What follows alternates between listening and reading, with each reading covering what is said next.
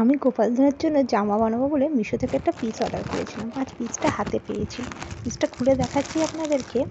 পিসটা দেখুন কি সুন্দর দেখতে হয়েছে, ইয়েলো কালারে আর একটু ভেলভেট টাইপের এসেছে পিসটা। আমি ভেবেছিলাম হয়তো সুতির আসবে, কিন্তু হাতে ভেলভেটের পেয়েছি। যাই হোক গে, পিসটা কিন্তু জামা বানালে কিন্তু বেশ ভালোই লাগবে। তাই আমি জামা বানিয়ে দেখাচ্ছি আপনাদেরকে।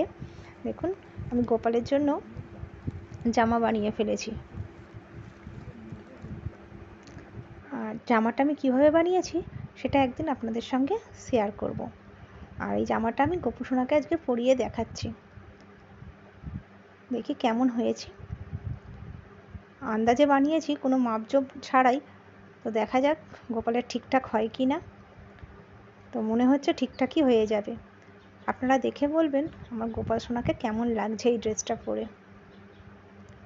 আজ গোপাল সোনা নতুন জামা পেয়ে খুব খুশি।